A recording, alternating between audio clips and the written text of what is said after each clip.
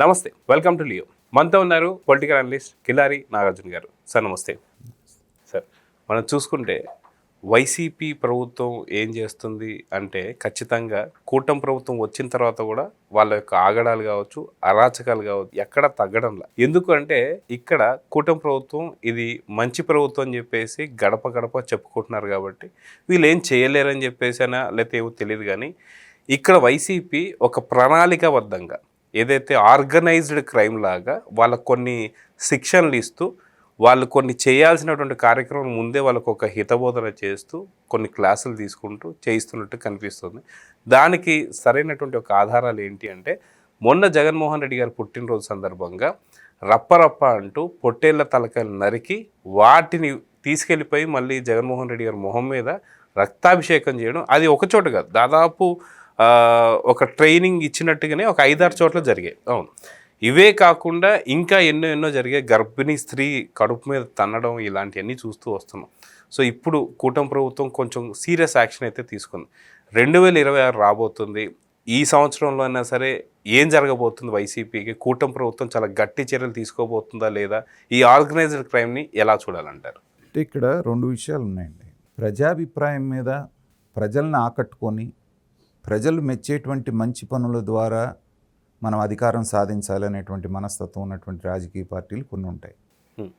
కొన్ని అంటే 100లో 95% రాజకీయ పార్టీలు అలాగే ఉంటాయి. ఎందుకంటే అల్టిమేట్గా ప్రజలు న్యాయ నిర్ణేతలు, అధికారం ఇవ్వాలంటే వాళ్ళ చేతిలో ఉంటుంది కాబట్టి వాళ్ళకి అనుకూలమైనటువంటి పనులు వాళ్ళు ఏదైతే మెచ్చుకుంటారో ఆ పనులు చేసి తద్వారా అధికారంలోకి రావాలనేటువంటివి majority of the political parties భావిస్తాయి. కానీ కొన్ని పొలిటికల్ పార్టీస్ ఉంటాయి, అవేంటంటే అరాచకం సృష్టించడం ద్వారా, అబద్ధాలని క్రియేట్ చేయటం ద్వారా, తర్వాత నెగిటివ్ క్యాంపెయిన్ చేయటం మూలాన, నెగిటివ్ యాటిట్యూడ్ తోటి బిహేవ్ చేయటం మూలాన మనకి మైలేజ్ వస్తుంది, మనకి అధికారం ప్రజలు కట్టబెడతారనేటువంటి భావనలో మిగతా 5% పార్టీలు ఉంటాయి. ఆ మిగతా 5% పార్టీల్లో ప్రథమ స్థానం ఎవరికన్నా ఇవ్వాలి అంటే అదృష్టం కొద్దీ మన రాష్ట్రంలో ఉన్నటువంటి జగన్మోహన్ రెడ్డి గారికి, వైఎస్ఆర్సీపీకి ఇవ్వాలి. అది మన రాష్ట్ర దౌర్భాగ్యం, ఆ పార్టీ మన రాష్ట్రంలో ఉండటం. ఎందుకంటే వైనాట్ 175 అన్న దగ్గర నుంచి 11 సీట్లకి పడేసి పరాభవం చేసినటువంటి ప్రజలు ఎందుకు చేశారు అనేటువంటి కనీస ఆత్మ పరిశీలన లేకుండా, నెపం కాసేపేమో ఈవీఎంల మీద, కాసేపేమో ముగ్గురు కలిసి వచ్చారు కాబట్టి కాసేపు అన్యాయం చేశారని మాట్లాడుతూ ఆత్మవంచన పరనింద చేసేటువంటి మనస్తత్వం ఉన్న జగన్మోహన్ రెడ్డి గారికి సరి చేసుకోవటం తప్పుని అనేటువంటిది అతని డిక్షనరీలో లేదు. తను ఏదైతే గతంలో చేశాడో అదే నిజమని నమ్ముతాడు. దాన్ని ప్రజలు అర్థం చేసుకోలేదు కాబట్టి నేను ఓడిపోయాను అనేటువంటి భ్రమలో బ్రతుకుతాడు. అలాంటి సందర్భంలో చాలామంది నాయకులు జారిపోతాయి. వాళ్ళు చూడండి, గట్టిగా వైసీపీ తరపున వచ్చి మాట్లాడుతున్న వాళ్ళు ఎవరో చెప్పండి మీరు. చూస్తే మనకు ఒక పేరు నాని, అప్పుడప్పుడు అడపదడప కనపడుతున్నటువంటి అంబటి రాంబాబు, ఎప్పుడో ఒకసారి కనపడుతున్నటువంటి మరి రోజా మాత్రమే ఉన్నారు. ఇంకెవరున్నారు చూడండి. కేడర్ జారిపోతుంది, నాయకులు జారిపోతున్నటువంటి సందర్భంలో వీళ్ళందరినీ ఉత్తేజపరచడానికి ఏదైనా ఒకటి చేయాలనేటువంటి పరిస్థితుల్లో ఆ పుష్ప 2 అనే సినిమా ఏమంటా వచ్చిందో దాంట్లో ఆ రప్ప అనే క్యాప్షన్ వీళ్ళకి చాలా బాగా నచ్చింది. ఒకళ్ళెవరో ఫ్లెక్సీ వేసి జగన్మోహన్ రెడ్డి గారి పర్యటనలో రప్ప అనగానే దాని మీద పెద్ద ఎత్తున చర్చ జరగటంతో వీళ్ళు అనుకున్నది ఏంటంటే, ఓహో ఇదేదో బాగుంది, ప్రజల్లోకి బాగా వెళ్ళింది అనుకున్నారు. కానీ ఎలా వెళ్ళింది అనేటువంటిది వాళ్ళకి పట్టదు. ఇప్పుడు సామాన్య మానవుడు ఏమనుకుంటున్నాడు, 2029లో మా మ్యాజిక్ ఫిగర్ దాటగానే మేమంతా రప్ప అంటే ఎవరు నరుకుతారనేది ప్రజలకు క్లారిటీ లేదు.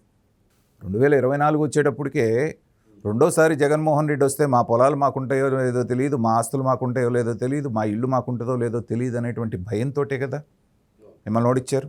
అలాగే ఉద్యోగాలు ఉంటాయో లేదో తెలియదు, ఉన్న ఉద్యోగాలు ఉన్న జీతాలు వస్తాయో రాదో తెలియదు, లేకపోతే రావాల్సిన బెనిఫిట్స్ వస్తాయో లేదో తెలియనటువంటి పరిస్థితుల్లోనే కదా ఉద్యోగస్తులంతా నీకు వ్యతిరేకంగా పనిచేసి ఓడించింది. సో ఇప్పుడు నువ్వు రప్ప అనేటువంటి మాట మాట్లాడితే వీళ్ళందరూ హర్షించి నీకు ఓట్లేస్తారా? ఇది ఒక విఘ్నత కలిగినటువంటి రాజకీయ నాయకుడు వేసుకోవాల్సినటువంటి ప్రశ్న. వేసినప్పుడు ఏమొస్తుందంటే ఖచ్చితంగా వెయ్యరు సరిగదా, నీ మీద కాస్త కూస్త అభిమానం ఉన్నవాళ్ళు కూడా దూరంగా జరిగిపోతారనేటువంటిది వచ్చే ఆన్సర్.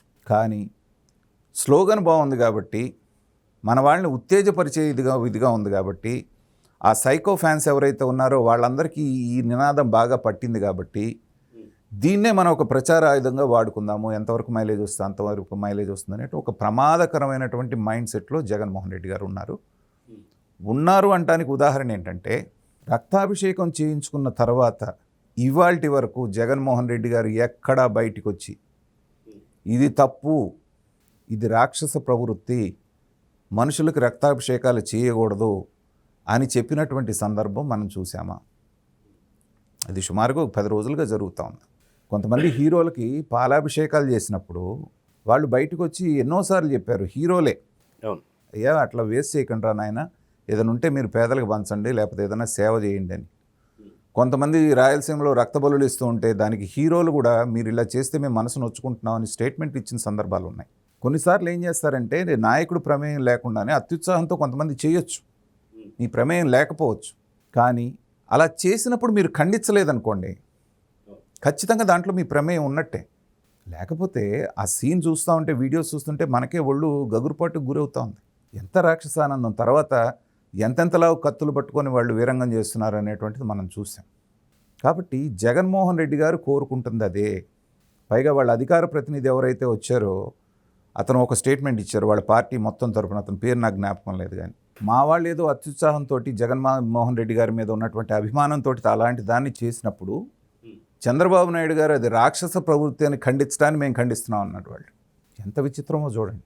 ఈరోజు సాక్షి పేపర్లో కూడా చూస్తే సార్, అసలుకి రప్ప అంటే తప్పేంటి అని చెప్పి సాక్షి పేపర్లు ఈరోజు కూడా రాసుకుంటున్నారంటే వాళ్ళ మైండ్ సెట్స్ ఎలా ఉన్నాయని నేను చెప్పింది అదే. జగన్మోహన్ రెడ్డి గారి మైండ్ సెట్ని బట్టే యథా రాజా తదా ప్రజ అని ఎందుకన్నారంటే, పైన పాలిచ్చేటువంటి వాడో లేకపోతే వాళ్ళ హెడ్ మనస్తత్వం ఎట్లా ఉంటుందో దాన్ని బట్టే కింద క్యాడర్ ఉంటుంది. ఇప్పుడు తెలుగుదేశం ప్రభుత్వంలో రాజకీయ నాయకుల మీద కొన్ని స్కాండల్స్ బయటపడ్డాయి. ఎవరు అమ్మాయి విషయంలోనూ ఇంకోటి జరిగింది అనుకుంటే ఇమ్మీడియట్గా వాళ్ళు ఏం చేశారు, ఫస్ట్ చేసింది పార్టీ నుంచి సస్పెండ్ చేసి పక్కన కూర్చోబెట్టాడు. వాళ్ళ కార్యకర్త అయినా ఒక విఘ్నత కలిగిన రాజకీయ నాయకుడు చేయాల్సినటువంటి పని అది కదా. కాకుండా డోర్ డెలివరీ ఇచ్చిన వాడిని పక్కనే పెట్టుకుంటావు, దళితుల్ని అసభ్యకరమైనటువంటి వీడియోలు చేసినటువంటి గోరంట్ల మాధవ్ లాంటి వాడిని వెనకేసుకొస్తావు, తప్పుడు పనులు చేసిన ప్రతి ఒక్కరిని వెనకాల పెట్టుకున్నప్పుడు ఏంటంటే తమ్ముడిని కూడా పక్కన పెట్టుకుంటాడు. అసలు నాయకుడు నోట్లో వేలు పెడితే కొరకలేడని చెప్పి సర్టిఫికెట్ ఇస్తావు నువ్వు. ఇలా ఉన్నప్పుడు ఏంటంటే ఇంతకి మించినటువంటి ప్రవర్తన కేడర్ దగ్గర నుంచి మనం ఎక్స్పెక్ట్ చేయలేం. కానీ దురదృష్టకరం ఏంటంటే ఈ చర్యలు చేసినటువంటి వాళ్ళలో కొంతమందిని తీసుకెళ్ళి అరెస్ట్ చేశారు, నడివీధిలో ఊరేగించుకుంటూ తీసుకెళ్లారు, పోలీస్ ట్రీట్మెంట్ ఇచ్చారు. కానీ కోర్టు దగ్గరికి వెళ్ళేటప్పటికి ఏంటంటే కొద్దిమందికి మాత్రమే రిమాండ్ ఇచ్చారు వాళ్ళకి, మిగతా వాళ్ళకి స్టేషన్ బెయిల్ ఇచ్చి పంపించారు. ఇది ఏం ఇండికేషన్ ఇస్తుంది సాధారణ కార్యకర్తకి? ఏముంది, నోటీస్ ఇచ్చారు పంపించారు, బెయిల్ ఇచ్చారు పంపించారు, నేను లోపల వేయలేదుగా. చట్టంలో ఉంది అంతవరకే. ఇప్పుడు ఎవరినైనా ఒక రాజకీయ నాయకుడిని లేకపోతే వాళ్ళ ఫ్యామిలీని బూతులు తిట్టారనుకోండి, చట్ట ప్రకారంగా మనకున్నటువంటి ఇదేంటి, వాడిని మర్యాదగా పిలిచి స్టేషన్కి 41 నోటీస్ ఇచ్చి పంపించమంటున్నారు. ఇంక వాడికి భయమే ఉంటుంది. అలా అని చెప్పి పోలీసుడు ఏదైనా కొంచెం పోలీస్ ట్రీట్మెంట్ ఇస్తేనేమో అదిగో మానవ హక్కుల ఉల్లంఘన అంటున్నారు. అన్లెస్ ఇందాక మీరు చెప్పినట్టుగా అది ఆర్గనైజ్డ్ క్రైమ్గా ఒకళ్ళు ప్రోత్సహించి పైనుంచి కింద దాకా మీరు ఇలా చేయండి, పలానా డేట్ని ఇలా చేయండి అనేటువంటిది ఎస్టాబ్లిష్ చేయగలిగినప్పుడు మాత్రమే ఇలాంటి వాళ్ళందరికీ శిక్షలు పడేటువంటి అవకాశం ఉంటుంది. అయితే మీరు ఎంతమందిని శిక్షించుకుంటూ పోతారు? శిక్షించడం ద్వారా, మీరు భయపెట్టడం ద్వారా కనుక క్రైమ్ అరికట్టగలిగితే అసలు క్రైమ్ అనేది ఉండకూడదుగా. గల్ఫ్ దేశాల్లో ఉరిదీస్తున్నారు, బహిరంగంగా కాళ్ళు నరుకుతున్నారు, చేతులు నరుకుతున్నారు, అక్కడ లేదా క్రైమ్, కాల్ చేస్తున్నారు, అయినా జరుగుతుంది. కానీ జరగాల్సింది ఏంటంటే మీరు ఆ రూట్ కాజ్ చూడండి. ఈ చేసేటువంటి వాళ్ళు ఎందుకు చేస్తున్నారు? గంజాయి మత్తులో చేస్తున్నారా? ఎవడన్నా రాజకీయ నాయకుడు చెప్తే చేస్తున్నారా? ఆ రాజకీయ నాయకుడు ఎందుకు ప్రొవోక్ చేస్తున్నాడు వీళ్ళని అన్నప్పుడు అలాంటి వాళ్ళందరికీ కూడా కౌన్సిలింగ్ ఇవ్వాల్సినటువంటి అవసరం ఉందంటాను నేను. ఎందుకంటే మీరు చూడండి, ఈ చేసే పనులన్నీ కూడా 20 నుంచి 30 సంవత్సరాల లోపు ఉన్నటువంటి యూతే చేస్తున్నారు. ఇంకా చెప్పాలంటే 15 సంవత్సరాల నుంచి 30 సంవత్సరాలు. వాడికి ఏంటంటే మంచి చెడు ఏం తెలియదు. ఆ క్వార్టర్ బాటిల్లో లేకపోతే గంజాయి నషాలోనో ఆ నాయకుడి మీద ఉన్న అభిమానంతో ఎంతకైనా చేయడానికి తెగిస్తాడు. కానీ చేసిన తర్వాత పరిణామాలకు వాడు పశ్చాత్తాపడతాడు, జీవితాంతం బాధపడతాడు. రేపే రౌడీ షీటో ఓపెన్ చేశారనుకోండి, వాడి జీవితం అంతా ఇబ్బంది పడాల్సి వస్తుంది. ఆ అవగాహన లేకుండా వాళ్ళు చాలామంది పని చేస్తున్నారు. కాబట్టి రాష్ట్ర ఇంటెలిజెన్స్ ఉండి ఎవరితో మాట్లాడుతున్నారు, ఎవరిని చేస్తున్నారు అనేటువంటి తెలుసుకోవటం అనేటువంటిదే ఇంటెలిజెన్స్ యొక్క ప్రధానమైనటువంటి ఉద్దేశం. రాష్ట్రంలో ఏం జరుగుతుంది అనేటువంటి ఫీడ్బ్యాక్ తీసుకోవటం. సో యూత్ని అందరినీ ఎవరు ఇలా చెడగొడుతున్నారు, యూత్ని ఇలా చేయమని ఎవరైతే ప్రొవోక్ చేస్తున్నారనేటువంటిది చూసి వాళ్ళ మీద చర్యలు తీసుకుంటాం ఒక పక్కన. రెండో పక్కన యూత్ని అందరినీ కూడా పీరియాడికల్గా కూర్చోబెట్టారే, మీరు తెలుసో తెలియకో ఇలాంటి తప్పులు చేస్తే మీ జీవితం ఇలా నాశనం అయిపోతుంది, మీ జీవితమే కాదు మీ పేరెంట్స్ కూడా తలవంపులు వస్తుంది అనేటువంటి ఆ కౌన్సిలింగ్ అనేటువంటిది ఒక లాంగ్ టర్మ్గా చేయాల్సినటువంటి అవసరం ఉంది. ఒక రోజులో మార్పు రాదు. అవును అవును. రెండోది, అప్పటికీ వినని వాళ్ళు ఉంటారు. చంద్రబాబు నాయుడు గారికి ఉన్నటువంటి గొప్ప పేరు ఏంటంటే, రామారావు గారు వచ్చిన తర్వాత పాత బస్తీలో ఉన్నటువంటి కత్తిపోట్ల సంఘటనలు ఆగిపోయి కర్ఫ్యూ అనేటువంటిది లేకుండా పోయింది హైదరాబాద్లో. చంద్రబాబు నాయుడు గారు వచ్చిన తర్వాత కొన్ని శతాబ్దాలుగా ఉన్నటువంటి ఈ ఫ్యాక్షన్ రాజకీయాన్ని అటు రాయలసీమలో ఇటు పల్నాడులో ఉక్కుపాదంతో అణిచివేశాడు. ఫ్యాక్షనిస్టులు అనేటువంటి వాళ్ళు రాష్ట్రం వదిలిపెట్టిపోయేటట్టుగా చేశారు. అది ఆయన ట్రాక్ రికార్డు. అలాంటి ట్రాక్ రికార్డు ఉన్నటువంటి వ్యక్తి ఇవాళ ఈ చిల్లర బ్యాచీలు చెలరేగిపోతూ ఉంటే కంట్రోల్ చేయలేకపోతున్నారు అనేటువంటి మాట వచ్చే ప్రమాదం. కాబట్టి ఏంటంటే ఆ మూలాలు ఎక్కడ ఉన్నాయో అక్కడికి వెళ్ళండి, ముందు కౌన్సిలింగ్ ఇవ్వండి. అప్పటికీ మాట వినలేదు. ఆ కంట్రోల్ చేసే ప్రాసెస్లో చంద్రబాబు నాయుడు గారు ఫ్యాక్షనిస్టుల్ని, గుంటూరు ఎస్పీగా పనిచేస్తున్నటువంటి సీతారామాంజనేయులు ఇప్పుడు జగన్మోహన్ రెడ్డి గారి చేతులు పడి పాడైపోయాడు, కానీ అప్పుడు చాలా మంచి ఆఫీసర్ అతను అలాంటి ఫ్యాక్షనిస్టులందరినీ తీసుకొచ్చి డామెంటరీ ట్రీట్మెంట్ అని ఇచ్చేవాడు. ఒకసారి ఆ డామెంటరీకి వెళ్ళి వచ్చిన వాళ్ళు మళ్ళీ రెండోసారి దాని వంక చూడాలంటే భయపడేవాళ్ళు. అది ఇప్పటికి కూడా చెప్పుకుంటారు. దాంట్లో చాలామంది ఇప్పుడు అధికారంలో ఉన్న తెలుగుదేశం నాయకులు కూడా ఉన్నారు. సో అలాంటి ట్రీట్మెంట్ ఏది, ఫస్ట్ కౌన్సిలింగ్ చేసి దానికి కూడా లొంగకుండా మళ్ళీ అదే రిపీట్ చేస్తా ఉన్నప్పుడు ఆ డామెంటరీ ట్రీట్మెంట్ ఇచ్చి ఆ రకమైనటువంటి కౌన్సిలింగ్ ఇచ్చైనా సరే మొగ్గలోనే తుంచేయకపోతే ఆ తర్వాత మనం ఎంత బాధపడ్డా ఆ నాటినటువంటి విత్తనాలు వృక్షాలైతే రేపొద్దున సమాజం అంతా కలుషితం అయ్యే ప్రమాదం ఉంది. కాబట్టి ఇప్పుడే ఈ ద్విముఖ వ్యూహాన్ని వాళ్ళు అనుసరించి ఒక పక్కన లా అండ్ ఆర్డర్ మెయింటైన్ చేయటం, రెండో పక్కన కౌన్సిలింగ్ చేస్తూ వాళ్ళని ఆ కూపంలో నుంచి బయటకు తీసుకొచ్చినప్పుడు మాత్రమే మళ్ళీ ఇలాంటివి జరగకుండా ఉంటాయి.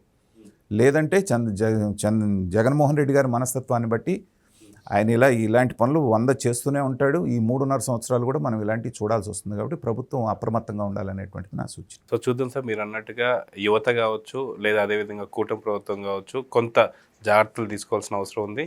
ఇలాంటి కుట్రలు ఇంకెన్నో వైసీపీ చేసే అవకాశాలు చాలా వరకు ఉన్నాయి. సో వీటన్నింటినీ అరికట్టడానికి కూటమి ప్రభుత్వం కఠిన చర్యలు తీసుకోవాలని చెప్పి కోరుకుందాం. నమస్తే సార్.